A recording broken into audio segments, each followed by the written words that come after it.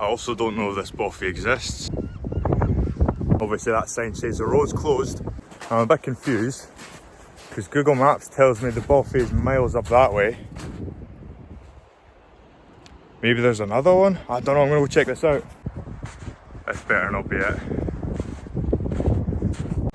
I'm currently walking around the back roads of the middle of nowhere, somewhere in the Scottish Highlands. I was at Pluscarden Abbey, that's where I started this morning, and Pluscarden Abbey is the northernmost Benedictine monastery in the whole world, and it definitely lives up to what you would expect for something with a title like that. But when I was there, I was looking around the Google Maps near me and I saw 17 miles from the monastery there's a remote highland Bothy, and that's where I'm trying to make it today. But before I go there I need to stop at the local town because I'm pretty low on food.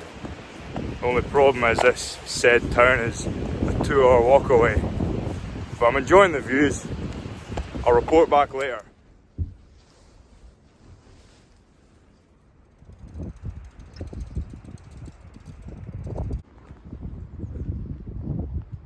Also don't know anything about this Bothy besides what it says on Google Maps. It might not even exist anymore, it might not have a roof.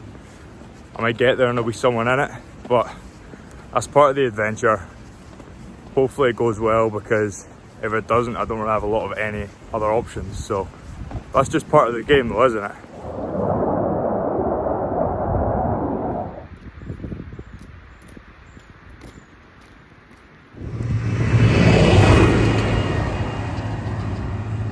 I've not actually had anything to eat today besides a chocolate bar made by the monks. That was the only thing that was edible that was for sale in the monastery shop, was these chocolate bars that they made.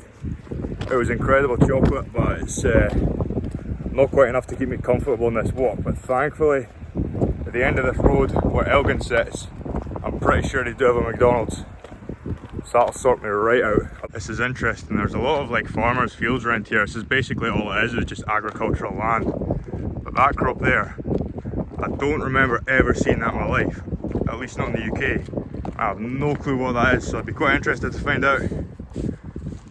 It's probably best I don't know, otherwise I'd be eating those leaves. I didn't think I would see the day, especially considering how bad the weather was in the first part of this trip. But here we are, in a t-shirt, in the Highlands in February. What a day it is. Could ramble on about this weather for hours, but I'm not going to bore you.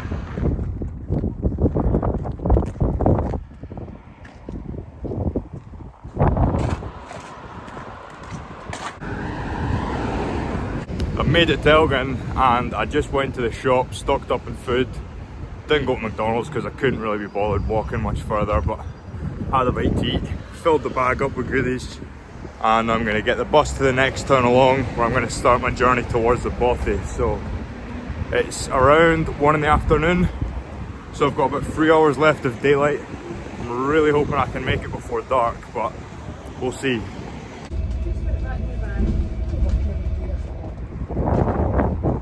Alright, this is a bit of a major complication. It's not something I wanted to see. Look what this sign says. I'm not sure where exactly the snow gate is that's closed, but there is a snow gate, so that means no cars are going to be going this way.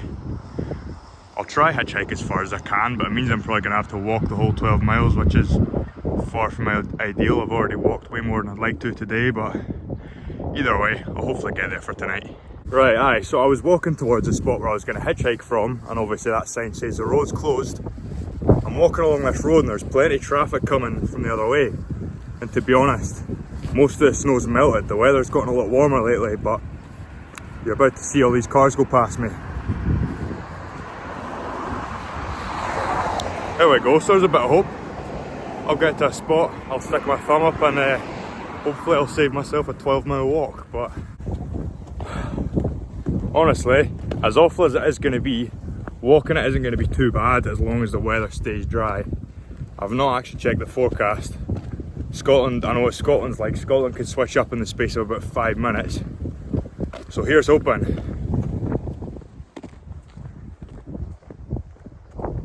The other thing that isn't ideal, I've only got about 2 hours of daylight left and this is a 5-hour walk. I'm really hoping I don't have to walk along the margins of this road in the pitch black. So hopefully the Snowgate situation will be sorted, or you can drive a portion of the road at least. I'll do what I can. What else can I do really, eh? Bit stuck out here. Worst comes to it, I'll have to pitch up a tent like somewhere on the side of the road and sleep in the Bothy tomorrow night, but I'm staying optimistic. Right, so that's quite a morale booster. I just got one lift, only for a few miles, but progress is progress at the end of the day, isn't it? But still got 3 hours of walking ahead of me, so... Oh, there's the car. But yeah, I'm still actually not sure if the snow gates are shut or not, but I'm seeing more traffic. I'll try again. This scenery, man, I can't get enough of it. There's much worse places in the world to be stranded. This is probably one of my favourite places I've been stranded. Been stranded a few too many times in the past, so I'm quite good at winging it these days. You ever ski? I haven't skied in Scotland. Firewood in. Oh yeah, I know some of them have fireplaces. That would be a huge bonus.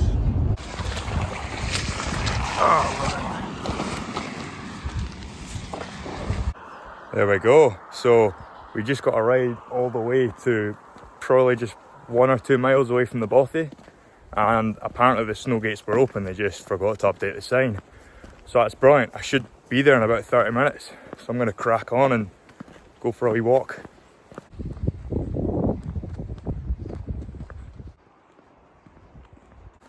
I've also shaved quite a bit of time off this journey from the 2 lifts that picked me up.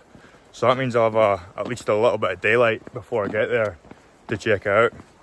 I don't really know anything about this Bothy, but the guy in the car said a lot of Bothys have a fireplace and firewood stocked there. I'm not sure how it works, but that would be absolutely amazing if I could get a little heat going.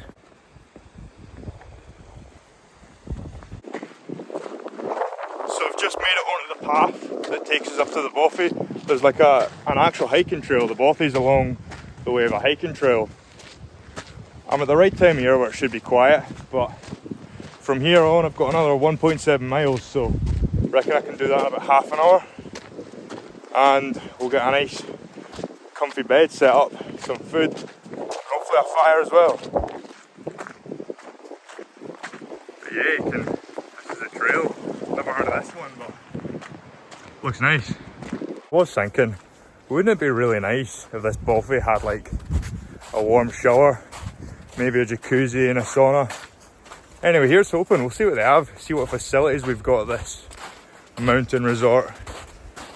The snow down here is pretty deep. Wasn't quite prepared for that, but it's all supposed to melt. Thankfully my shoes are waterproof. Oh man, it's quite hard going in this. Oh, I better not be like this the whole way. I'm almost tempted to just walk in that stream, actually. That might be the move. Gonna end up with wet feet, I just know it. The shoes are waterproof, so... When I was looking up about this Bothy, I heard there was a fire in the area, so I did have some concerns that the Bothy might have not made it, but I guess we'll find out when we get there. Walking along the trail, I'm a bit confused, because Google Maps tells me the Bothy is miles up that way. Maybe there's another one? I don't know, I'm going to go check this out. But there's not a window in this one, so I'm hoping this isn't the one, because this doesn't look like a very nice stay. This better not be it.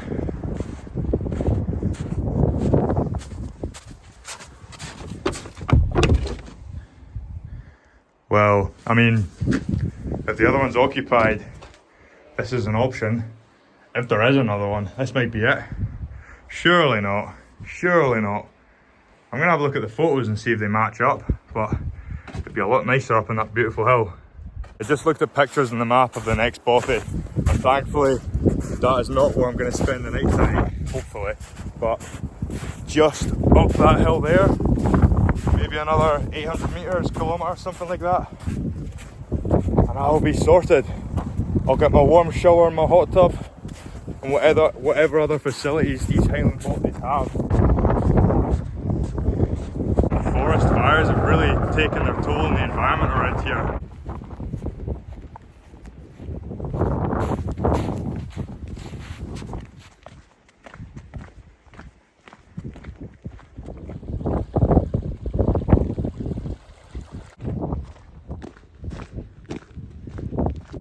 you a beauty.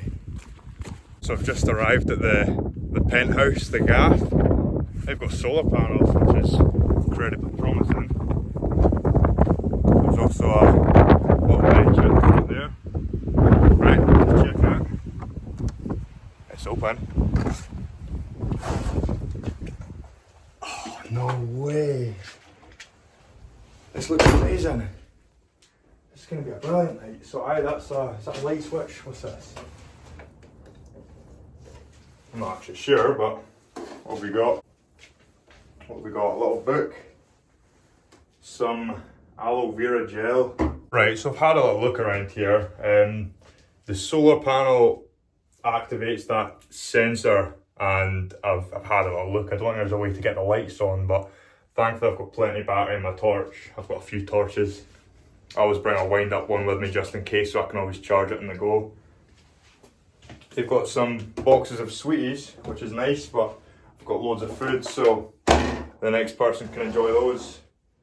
Some little magazines, probably give them a read later on board, but yeah, apparently this trail that this Bothy is on, it used to be a railroad between Aviemore and Forest, but they've closed it off now and it's just a hiking trail, but it's absolutely beautiful. I'm glad I came here.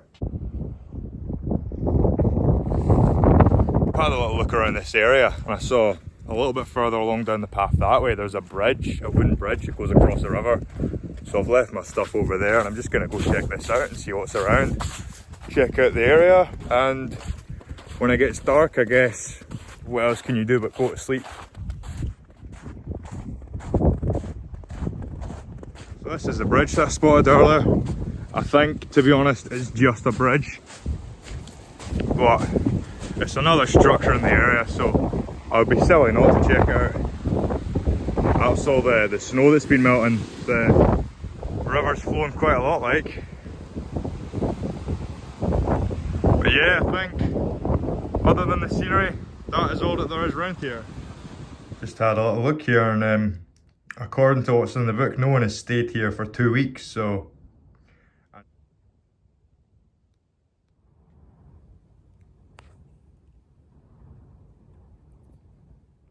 So in the end, there was no jacuzzi, sauna or hot tub here, and no penthouse balcony views, but we do have a candlelit dinner, so that's luxury if you ask me.